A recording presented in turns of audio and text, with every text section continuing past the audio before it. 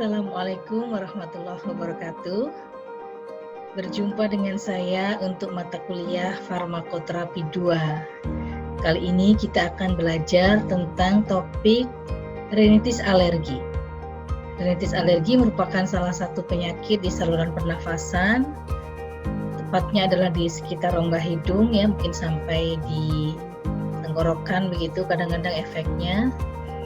Dan ini merupakan penyakit yang sering dijumpai di masyarakat dan biasanya untuk pemeriksaannya adalah ruang lingkupnya adalah dokter spesialis THT. Ada yang punya gangguan rinitis juga? Mudah-mudahan nggak ada ya, tapi kebetulan saya sendiri di keluarga saya ada ya, anak saya ini penderita rinitis alergi ya sejak anak-anak. Mungkin nanti kita bisa sharing dengan ya. Nah, baik. Jadi rinitis alergi merupakan permasalahan kesehatan yang global yang dialami oleh 5-50% populasi, di mana prevalensinya meningkat dan ini memang bukan penyakit yang mematikan ya, tetapi sangat mengganggu kualitas hidup. Terutama karena mengganggu aktivitas harian, produktivitas kerja, gitu. Dan biaya total yang dikeluarkan bisa menjadi cukup besar karena penyakit ini tadi seumur hidup begitu. Baik biaya langsung maupun tidak langsung. Nah, rinitis, alergi terutama sering terjadi bersamaan dengan asma. Dan rinitis alergi ini bisa merupakan faktor risiko terjadinya asma. Kenapa? Karena mereka sharing dalam hal patofisiologi, yaitu sama-sama karena alergi atau hipersensitivitas terhadap adanya paparan.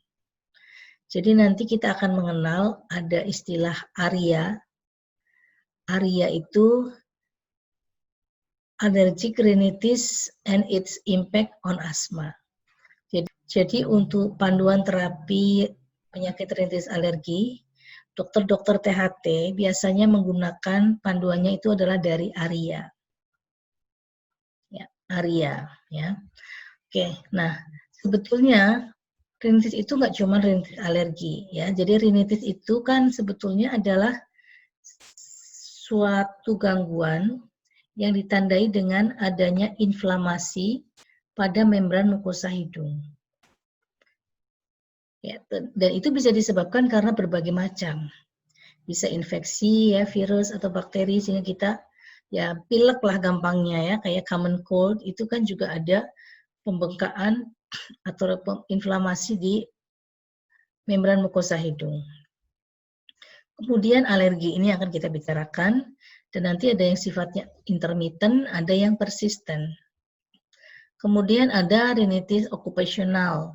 Ya, ini disebabkan karena pekerjaan. Jadi pekerjaan yang memudahkan dia terpapar oleh suatu paparan alergen, maka akan menjadi pemicu rinitis okupasional.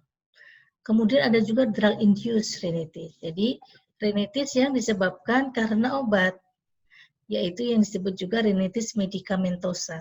Ya, beberapa obat, terutama dekongestan topikal, ini bisa memicu terjadinya rinitis medikamentosa. Aspek hormonal, penyebab lain. Kemudian ada juga rinitis idiopati, yaitu rinitis vasomotor. Rinitis vasomotor adalah rinitis yang terjadi ketika mengalami perubahan suhu, perubahan tekanan, kelembaban, semacam itu, bau-bauan. Jadi tidak ada hubungannya dengan alergi, tetapi karena sistem persarafan di sekitar rongga hidung itu agak sensitif, ya, sehingga kemudian mudah, kan di situ kan ada saraf parasimpatik ya, terutama yang berkaitan dengan ini. Nah, itu akan menyebabkan tadi rinitis atau inflamasi di membran mukosa hidung. Nah, siapakah Bapak ini? Ya, jadi pertama kali deskripsi tentang rinitis itu dipublikasikan di sebuah jurnal. Itu tahun lama sekali ya, udah tahun 1819. Deskripsi tentang penyakit high fever atau rinitis alergi itu ada di jurnal tahun 1819. Di sana diceritakan atau dideskripsikan about the beginning or middle of June in every year, a sensation of heat and fullness is experienced in the eyes. To this succeed irritation of the nose producing sneezing. To the sneezings are added a further sensation of tightness of the chest and difficulty of breathing. Ya. Awalnya digambarkan seperti itu ya, yang kemudian kita kenali dengan rinitis alergi. Nah, jadi kalau kita fokuskan lagi sekarang pada rinitis alergi, kalau tadi rinitis secara umum, rinitis alergi adalah suatu inflamasi pada membran mukosa hidung yang disebabkan karena adanya alergen. Ya, jadi karena alergen yang terhirup yang memicu respon hipersensitivitas yang diperantarai oleh imunoglobulin E. Ya. Dan di sini akan terjadi ya, digambarkan di sini akan terjadi swelling ya atau pembengkakan di sekitar rongga hidung ya, yang kadang bisa sampai ke arah tenggorokan juga gitu. Makanya ini merupakan ruang lingkupnya dari dokter THT. Nah, apa faktor pemicu dari rinitis alergi? Ya, karena itu adalah alergi, maka faktor pemicunya adalah suatu alergen. Bisa dari serbuk sari bunga, kemudian mungkin debu ya yang mengandung kayak kutu debu gitu ya.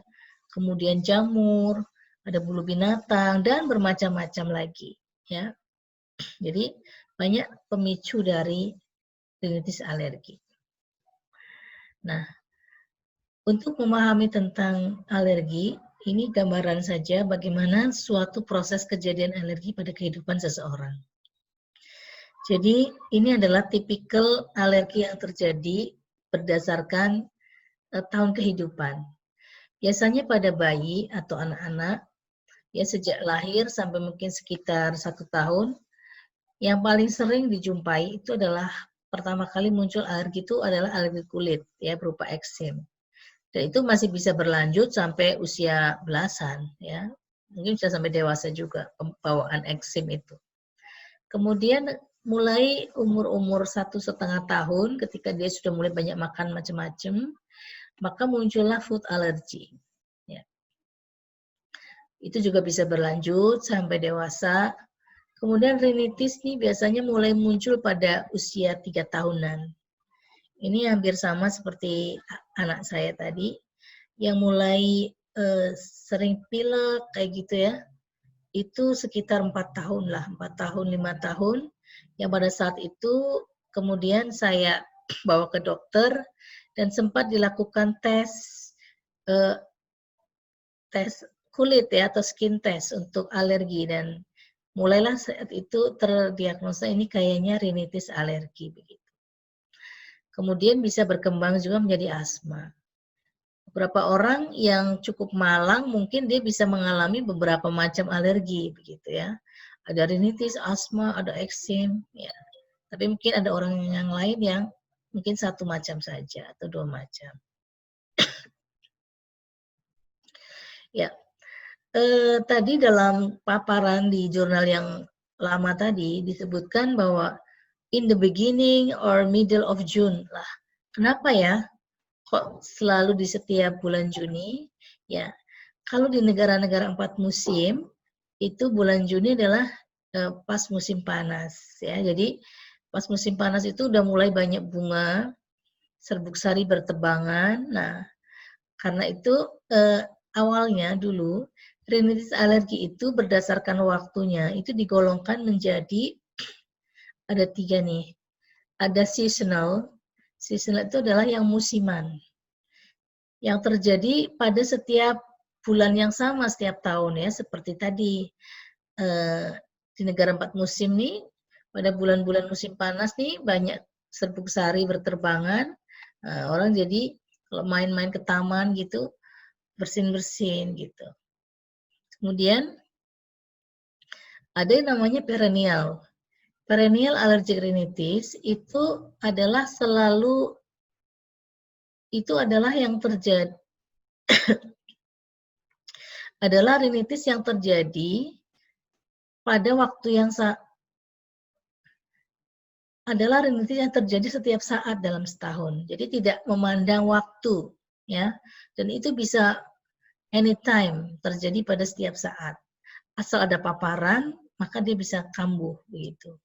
Nah, yang seperti ini biasanya paparannya tidak musiman. Jadi misalnya debu, ada mungkin bulu binatang, ada jamur atau apa, itu kan nggak musiman ya, nggak ada musim debu atau apa.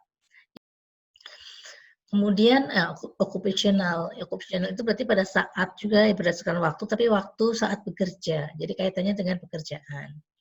Nah, tetapi klasifikasi ini sebagai pengetahuan saja ya, karena sekarang tidak digunakan lagi. Ya. Jadi klasifikasi ini tidak digunakan lagi. Kenapa kira-kira? Ya, karena ketika diberikan terapi, apakah terapinya sama atau tidak antara seasonal sama perennial? Ternyata sama aja gitu ya. Artinya terapi itu tidak lagi didasarkan pada apakah itu musiman atau tidak.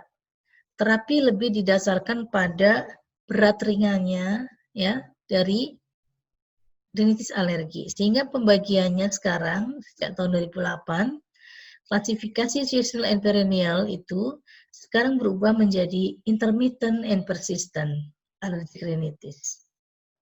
Tadi ya, sekali lagi ARIA adalah singkatan dari allergic rhinitis and its impact on asthma.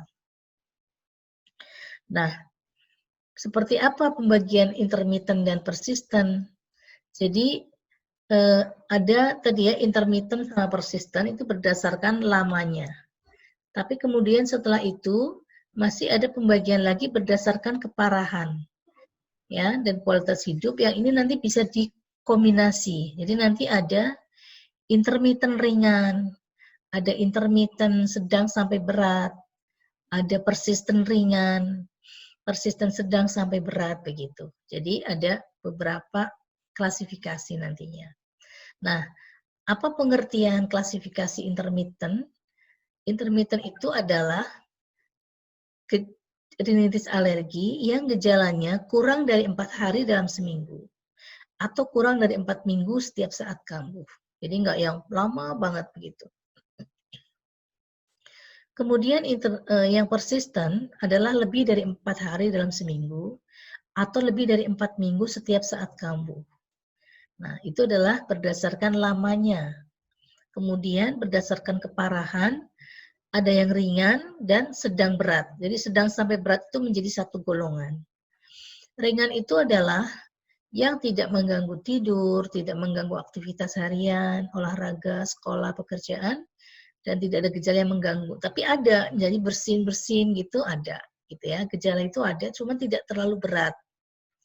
Kemudian yang sedang sampai berat adalah jika gejala rhinitisnya itu sudah sampai menyebabkan gangguan tidur, gangguan aktivitas harian, kesenangan atau olahraga, gangguan sekolah atau pekerjaan, atau gejala lain yang mengganggu. Nah, itu udah masuk kriteria sedang sampai berat. Nah, apa sih gejalanya? Ya, mungkin kalian bisa sambil ngecek ya, jangan-jangan saya mengalami hal yang sama gitu. Jadi yang pertama itu sering bersin. Nah, contoh anak saya itu kalau pagi mesti bersin dan bersihnya itu enggak sekali. Jadi kalau kita kadang bersin kalau bukannya rhinitis alergi ya, bersin sekali 2 kali udah gitu. Kalau ini bersihnya itu bisa berturut-turut ya, mungkin sampai 10 kali gitu. Ya, jadi itu biasanya kalau pagi-pagi kalau anak saya. Jadi bersin berulang kali. Kemudian meler ya, hidungnya berair. Nah, kemudian ada juga yang mengalami hidung tersumbat, ya, hidung jadi buntet gitu, ya. Kemudian tenggorokan, hidung atau kerongkongan gatal. Nah, cuman kalau anak saya lebih ke hidung, jadi sering gitu ya, sering gosok-gosok hidung. Ya. Kemudian mata merah, gatal berair, kemudian terjadi postnasal drip. Postnasal drip itu seperti ada lendir yang ada di belakang sini ya. Jadi di sini ya. Ya, jadi kalau lihat di sini gambarnya adalah kadang mata bisa merah, gatel ya, kemudian berair, kemudian sneezing, buntet, meler, gatal di tenggorokan maupun postnasal drip dan kadang batuk. Jadi karena ada paparan ya, ada mukus dan sebagainya akan ada cenderung untuk terpicu batuk begitu. Oke ya.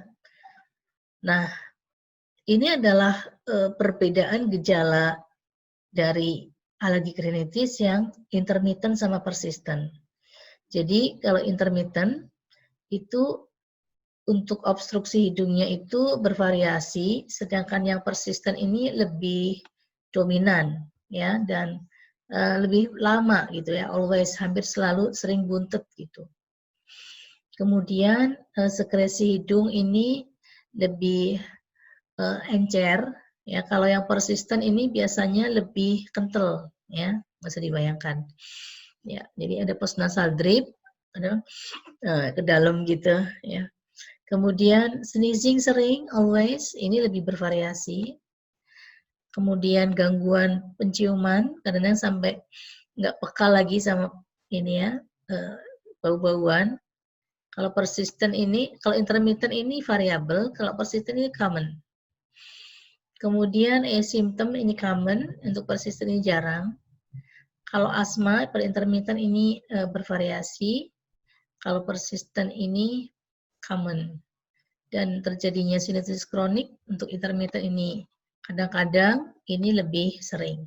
Ya, ini adalah pola gejala pada rinitis alergi yang intermittent dan yang persisten. Nah, patogenesisnya bagaimana? Ya, saya kira mungkin sudah pernah mempelajari di mata kuliah yang lain ya, mungkin tentang imunologi. Bagaimana proses dari suatu alergi. Jadi proses alergi itu adalah dimulai dengan adanya antigen. Antigen itu tadi ya bisa berupa debu atau apapun ya yang bisa menjadi antigen atau alergen. Kemudian nanti akan dikenali oleh limfosit. Sebetulnya ada dua jalur ya, ada yang langsung ke limfosit B, ada yang lewat limfosit T dulu ya, kemudian sampai ke limfosit B. Ini singkat ceritanya, nanti limfosit B ini akan menghasilkan antibodi, yaitu berupa imunoglobulin E. Ya. Jadi ketika ada antigen atau alergen, limfosit B akan menghasilkan IgE atau imunoglobulin E. Nah, imunoglobulin E nanti akan berlekatan pada sel mas. Ini ada sel mas. Nah, di sini ada reseptor untuk antibodinya. Nah, maka nanti akan berlekatan. Nah, ketika ada dua antibodi yang berjejeran, maka nanti akan terjadi, nah kemudian ada satu antigen yang berikatan, maka akan terjadilah ikatan cross-linking ya, atau ikatan silang ini yang akan memicu degranulasi dari sel mas. Degranulasi dari sel mas ini yang akan menghasilkan pelepasan histamin ya dan mediator yang lain. Ya.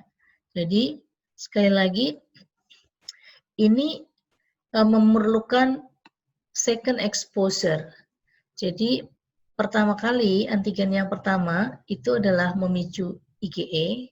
Nah, kemudian ketika ada antigen berikutnya, antigen yang sama, barulah dia nanti akan berikatan dengan IgE yang sudah ada di permukaan sel mas, sehingga kemudian memicu degranulasi dari sel mas, melepaskan histamin dan mediator yang lain. Jadi histamin itulah yang kemudian akan memicu reaksi-reaksi alergi ketika dia berikatan dengan reseptor histamin. Oke ya, cukup jelas. Nah, Bagaimana mendiagnosa dari suatu rinitis alergi? Dokter akan memeriksa secara fisik, kemudian menanyakan riwayat, mungkin ya riwayat keluarga, riwayat pengobatan, karena memang riwayat keluarga alergi ini merupakan salah satu clue. Karena pada rinitis alergi ini memang riwayat alergi keluarga itu menjadi salah satu petunjuk. Dan memang kebetulan di keluarga saya itu memang ada riwayat alergi keluarga. Jadi dan itu beda-beda setiap anak performanya atau bentuk dari alerginya berbeda-beda. Nah, untuk memastikan maka bisa dilakukan tes ya, dilakukan skin test atau skin prick test ya. Caranya adalah dengan menyuntikkan ekstrak alergen secara subkutan, kemudian kita tunggu reaksinya. Atau dengan skin prick test itu kulit digores dengan suatu jarum steril, kemudian ditetesin dengan senyawa alergen. Jadi seperti ini. Ya, jadi anak saya dulu pernah waktu umur 5 tahun, saya bawa ke dokter karena dia pilek, sering pilek gitu. Ternyata memang ada rinitis alergi karena ketika di skin test ada beberapa reaksi yang positif seperti ini ya. Nah, reaksi yang positif ini berarti nanti kemudian dicek ini alergen apa gitu ya. Karena ada beberapa jenis alergen yang bisa dicobakan. Kalau anak saya itu adalah debu, kemudian kerang ya. Kerang dia seafood itu dia nggak tahan juga. Kemudian kayaknya sih kulit ayam gitu. Tapi kalau ayam padahal dia kesukaannya, jadi agak susah juga untuk menghentikan. Jadi sampai sekarang masih sering bersin-bersin. Ya, ya ini adalah skin test. Jadi untuk memastikan maka perlu dilakukan skin test untuk mengetahui juga macam alergen apa yang menyebabkan reaksi alerginya. Ya ini skin prick test hampir sama ya. Jadi kalau untuk anak-anak itu biasanya dilakukannya di punggung karena kalau tangan kan masih terlalu kecil, sedangkan punggung kan lebih lebar ya. Sedangkan kalau untuk dewasa itu bisa dilakukan di tangan. Oke, kemudian bagaimana tata laksana terapinya setelah terdiagnosa rinitis? Seperti biasanya tata laksana terapinya adalah non farmakologi maupun farmakologi, di mana untuk non farmakologi maka hindari pencetus. Jadi kalau ngerti dia alergi debu, mungkin jangan berada di tempat yang banyak debu, atau misalnya pun harus terpaksa lewat tempat-tempat yang mungkin berdebu seperti di jalan, maka mungkin harus menggunakan masker dan sebagainya. Gitu. Kalau tidak bisa menghindari pencetus, maka bisa digunakan obat-obat anti alergi, baik yang OTC atau obat bebas terbatas, maupun yang obat keras, ya obat etikal. Kalau memang berhasil juga, atau misalnya obat-obat tersebut menyebabkan efek samping yang tidak bisa ditolerir, maka bisa juga dilakukan imunoterapi. Nanti akan kita singgung sedikit tentang imunoterapi, tapi itu tidak mudah ya karena itu juga memerlukan proses yang cukup lama dan juga biaya yang lumayan besar. Oke ya, tata laksana pertama yaitu menghindari pencetus. Syukur kalau tadi sudah dilakukan skin test ya, jadi kita tahu kira-kira apa. Tapi kalau belum, maka mungkin perlu dititeni istilahnya dalam bahasa Jawa. Perlu dititeni atau diingat-ingat benda-benda apa saja yang menyebabkan dia kambuh. Gitu. Ya kalau misalnya itu debu, maka tadi ya harus jaga kebersihan, jendela ditutup, hindari kegiatan yang memungkinkan dia terpapar oleh debu misalnya. Jadi kayak di rumah kami sekarang tidak ada lagi karpet-karpet ya. Jadi karpet itu kan benda-benda yang sangat mudah menyaring ya, menangkap debu gitu. Jadi dulu ketika belum tahu ya, anak saya setiap sholat itu mesti bersin. Ini alergi sholat atau apa gitu ya? Ya, jadi bukannya jadi karena memang musola di rumah itu menggunakan karpet. Nah, sekarang setelah kita nggak pakai karpet lagi, relatif udah banyak berkurang. Ya, walaupun kadang masih ada bersin-bersin ketika mungkin, ya kan kadang-kadang kita tidak bisa benar-benar bebas dari debu. Oke, kemudian tata laksana terapi yang kedua adalah menggunakan obat. Kalau menggunakan obat berarti apa saja ini obatnya? Ada 6 macam obat untuk rinitis alergi, tetapi yang paling utama itu adalah 3 yang pertama. Jadi antihistamin, dekongestan, dan kortikosteroid nasal. Itu yang utama. Dan itu nanti juga dilihat dari keparahan dari penyakitnya, ya. Kemudian sodium kromolin, ipratropium bromid, dan leukotriene antagonis ini sebagai tambahan. Ya, sebagai add-on juga diperlukan, tapi ini termasuk yang agak jarang dipakai sebetulnya. Cuman di dalam panduan tetap ada ya, jadi kita perlu mengerti sedikit. Yang ketiga adalah imunoterapi atau terapi desensitisasi. Nah, seperti apa algoritmanya? Jadi digambarkan di sini untuk algoritma terapi pada rinitis alergi berdasarkan ARIA. Jadi yang seperti saya sampaikan, dari segi keparahannya itu ada 4 macam. Mild, intermittent. Kemudian moderate, severe, intermittent. Jadi ini intermittent tapi yang mild sama yang moderate. Kemudian yang persistent, yang mild, dan juga yang persistent yang moderate, severe. Nah, kalau kita lihat, maka dari sejak mild, intermittent, maka yang pertama tentu adalah hindari alergen atau iritan. Itu berlaku pada semua keparahan. Kemudian berikutnya adalah bisa ditambahkan intranasal dekongestan, yang mana itu tidak boleh lebih dari 10 hari, ya, atau dengan dekongestan oral. Biasanya pada kondisi hidung tersumbat, itu ya sangat membantu. Kemudian yang ketiga ditambahkan dengan oral atau lokal dari antihistamin, tetapi yang non sedatif. Kalau di Indonesia yang paling banyak adalah oral ya, jarang-jarang saya menemukan antihistamin yang nasal atau lokal. Kemudian pada kondisi moderate, severe barulah ditambahkan intranasal steroid. Jadi kalau kita lihat intranasal steroid ini baru muncul pada kondisi yang intermittent, moderate, severe, ya, sampai yang belakang, sampai yang persistent, mild maupun moderate severe, itu menggunakan intranasal steroid. Namun demikian juga intranasal steroid juga mungkin ada batas waktu ya penggunaannya, jadi mungkin nanti kalau sudah membaik bisa dihentikan. Lokal kromon ini kalau di Indonesia jarang dipakai. Ya, ini adalah sebagai terapi pencegahan, ya.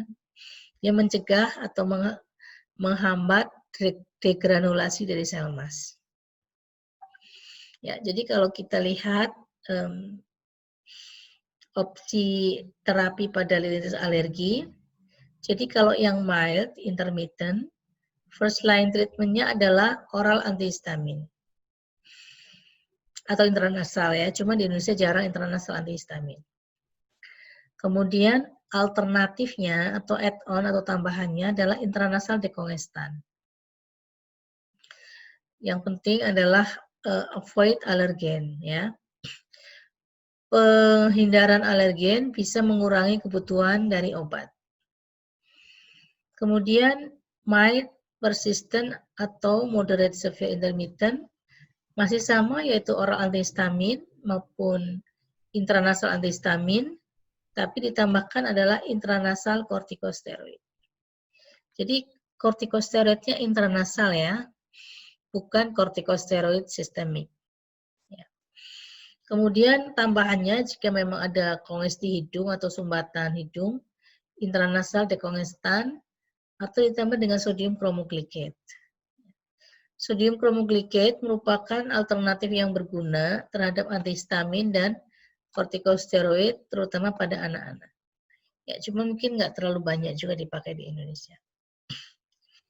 Kemudian moderate, severe, persistent, maka pilihannya adalah intranasal kortikosteroid. Jadi kalau yang udah berat dan persisten itu antihistamin mungkin istilahnya mungkin nggak nututi ya. Jadi yang penting justru intranasal kortikosteroid. Tetapi kalau mau ditambahkan juga boleh. Jadi oral antihistamin, intranasal antihistamin, dan obat yang lain ini bisa ditambahkan. Ya, sesuai dengan keperluan aja. Ipratropium itu akan lebih berperan kalau kondisinya adalah meler terus atau persisten runny nose. Kenapa? Karena ipratropium ini kan antikolinergik ya. Antikolinergik memberikan efek penghambatan sekresi ya, sekresi saliva, sekresi hidung termasuk begitu. Jadi mengurangi sekresi hidung. Kemudian kalau leukotriene antagonis ini nanti akan bermanfaat kalau misalnya pasiennya juga mengalami asma dan rinitis, maka bisa menggunakan leukotriene antagonis. Ya, jadi ini adalah mapnya ya. Medication untuk rinitis alergi itu yang pertama mungkin lebih ke oral antihistamin, ya, oral antihistamin. Cuman efeknya ke arah kongesti sedikit. Jadi makanya biasanya dikombinasi. Nanti kita di belakang akan lihat obatnya. Jadi lebih ke mengatasi alerginya ya, bersin-bersin, gatal atau apa gitu. Tapi kalau buntut biasanya ditambahkan dengan suatu dekongestan ya. Kemudian intranasal antihistamin, tetapi ini nggak begitu sering dipakai. Kemudian intranasal steroid, ya tadi udah ya. Ini untuk yang agak berat.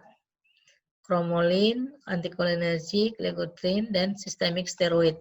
Systemic steroid ini hanya digunakan dalam jangka pendek. Nah, kita kenali ya obat-obatannya ya. Jadi mungkin sudah belajar di farmakologi ya tentang obat antihistamin ya. Jadi saya tidak akan terlalu banyak membahas. Intinya adalah antihistamin ini merupakan lini pertama ya untuk alergi dan dia tidak memiliki dan dia tidak selektif ya. Dia juga memiliki efek antikolinergik. Jadi sebenarnya baik juga sih. Jadi kalau yang meler kasih antihistamin ini lumayan ya, memberikan efek agak baik, mengeringkan hidung. Ada dua generasi, yaitu generasi pertama yang bersifat sedatif dengan durasi aksi yang pendek, dan generasi kedua yang tidak berefek sedatif dengan durasi aksi yang lebih panjang. Ya.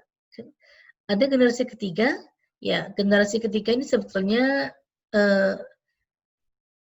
istilah untuk perkembangan dari generasi 2. Jadi obatnya itu masih sama dengan generasi 2, hanya sedikit ada perubahan. Nanti kita bisa lihat ya daftarnya. Nah, seperti ini. Ya, sudah pernah dipelajari ya. Jadi ini generasi pertama, ini generasi kedua, dan ini yang disebut sebagai generasi ketiga. Walaupun ini sebetulnya perkembangan saja. Misalnya apa? Dari loratadin, ini menjadi desloratadin. Ini adalah suatu metabolit dari loratadin. Kemudian cetirizine, ini di sini lebih khusus adalah bentuk levocetirizine. Contohnya. Dari segi efikasi hampir sama, cuma mungkin onsetnya bisa lebih cepat ya, tapi yang jelas harganya lebih mahal. Kemudian dekongestan. Dekongestan ini adalah suatu obat yang bekerjanya pada reseptor adrenergik dengan cara dia menyebabkan vasokonstriksi dengan menciutkan mukosa yang membengkak ya. Dekongestan itu ada yang topikal dan ada yang oral. Jadi dekongestan itu ada dua macam, ada yang oral dan topikal. Dan kalau yang topikal itu tidak menyebabkan atau sedikit sekali absorpsi sistemiknya. Tetapi kalau dipakai terlalu lama bisa menyebabkan rinitis medikamentosa, ya, di mana justru hidung kembali tersumbat akibat terjadi vasodilatasi perifer. Makanya di ARIA disebutkan tidak boleh dari 10 hari ya. Mungkin panduan lain bilang ya pemakainya paling enggak 3-5 hari begitu. Ya, ini contoh dari obat dekongrestan topikal. Ada phenylephrine, nafazolin, tetrahydrosolin, oxymetazoline, silometazoline. Ini berdasarkan lama aksinya ya, atau durasi aksinya. Nggak endorse ya ini ya. Jadi ada contoh aja, ini adalah silometazoline. Nah, berikutnya adalah dekongrestan oral. Onsetnya lebih lambat, ya tentu saja karena kan dia harus mengalami proses absorpsi dulu. Tapi efeknya bisa lebih lama dan tidak menyebabkan iritasi lokal dan tidak menimbulkan resiko rinitis medikamentosa. Nah, contohnya adalah phenylephrine, phenylpropanolamin, pseudoephedrine, begitu. Dia bekerjanya adalah sebagai simpatomimetik ya, jadi dia kerja di reseptor adrenergic alpha. Ya, udah pernah dipelajari ya waktu di farmakologi ya. Nah, yang sering pada rinitis alergi, obat-obat ini dikombinasikan. Jadi, antihistamin dengan dekongrestan itu yang paling sering dikombinasikan untuk obat rinitis alergi. Jadi, loratadin dengan pseudoephedrine, triprolidin dengan pseudoephedrine, fexofenadin dengan pseudoephedrine, begitu ya, dan cetirizine dengan pseudoephedrine, desloratadin dengan pseudoephedrine. Ada beberapa kombinasi dari antihistamin dan dekongrestan. Cuman kalau kita lihat dekongrestannya cuma satu macam ya yang sering dikombinasikan, karena memang itu yang paling dianggap paling aman ya sementara ini, yaitu pseudoephedrine. Ya. Bagaimana dengan intranasal kortikosteroid? Ini merupakan obat pilihan untuk anak-anak dengan rinitis alergi dan kekhawatiran terhadap efek sistemik karena menghambat pertumbuhan itu sebetulnya tidak terbukti ya, karena kalau intranasal kan hanya sistemik, hanya lokal saja ya, jadi tidak memberikan efek sistemik. Isinya bisa macam-macam karena steroid kan bisa macam-macam ya, dan juga bentuknya ada yang bentuk spray atau yang bentuk tetes begitu. Pilihannya bisa tergantung dari kecocokan pasien dan juga harganya. Ya, ini contohnya ya.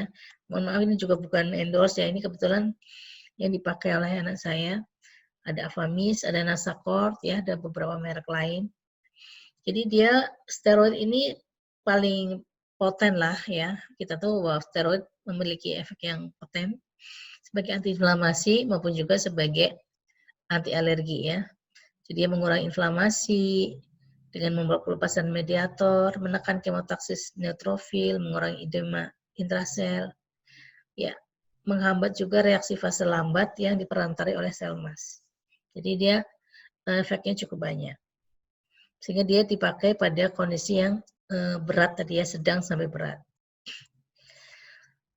Ini adalah obat-obat tambahan yang tadi dikatakan sebagai tambahan aja, bukan yang utama. Sodium promolin ini adalah suatu mast cell stabilizer, ya, jadi mencegah degranulasi dari sel mas. Dia tersedia dalam bentuk semprot maupun untuk, ya kebanyakan untuk nasal itu semprot ya. Cuma di Indonesia kayaknya belum banyak dipakai.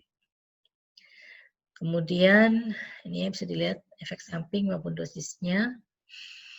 Ipratropium. Ipratropium ini tersedia untuk saluran nafas itu ada dua macam, ada yang bentuknya inhaler, dan ini adalah yang tetes atau semprot ya.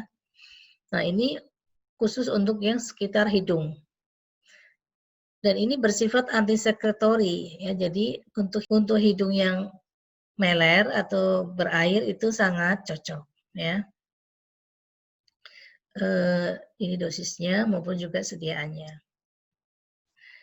Efek sampingnya tetap ada ya, tetapi ringan karena biasanya untuk obat-obat yang lokal efek sampingnya tidak terlalu berat. Ya. Ini adalah perbandingan dari beberapa obat. Jadi ini ya ada oral antihistamin.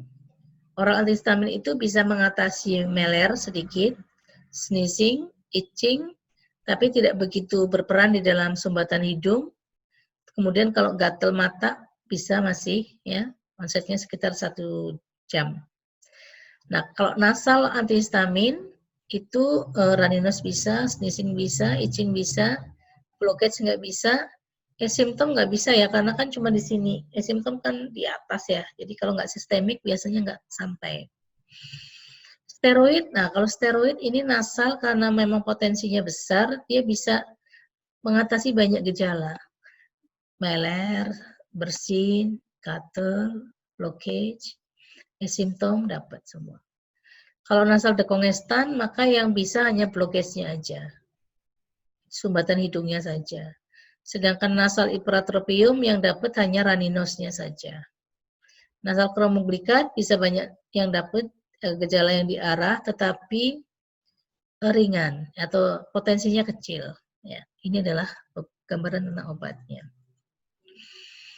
Ya, biasanya sih kalau untuk efikasinya ya asal udah gejala-gejalanya hilang, maka sudah bisa dikatakan membaik. Tapi kalau digunakan untuk penelitian, mungkin kita harus menggunakan beberapa ukuran ya. Contohnya misalnya, total nasal symptom score ini adalah salah satu scoring untuk mengevaluasi efikasi dari pengobatan. Ya. Tapi tidak harus pakai ini ya. Bisa juga dengan hasil lab, misalnya swab eosinofil atau kadar IgE. Tapi ini jarang dipakai. Bagaimana dengan imunoterapi atau terapi desensitisasi?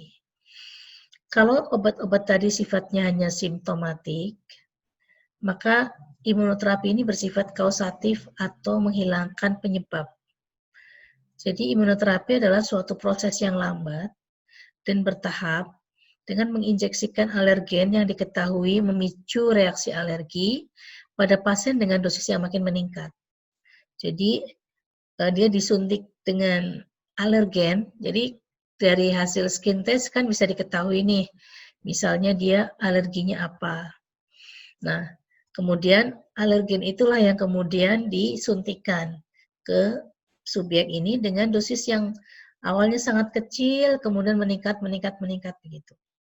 Tujuannya adalah agar pasien mencapai peningkatan toleransi ya terhadap alergen tersebut. Jadi pasien meningkat toleransinya terhadap alergen sampai dia tidak lagi menunjukkan reaksi alergi ketika terpapar oleh senyawa tersebut.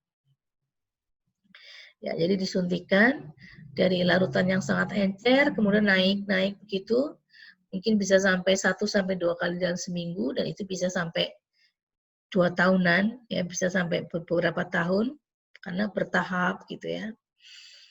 Kemudian dosis ini kemudian dipertahankan setiap 2 sampai 6 minggu tergantung pada respon kliniknya. Terapi dilakukan sampai pasien bisa mentoleransi alergen pada dosis yang umumnya dijumpai. Nah, ini yang membuat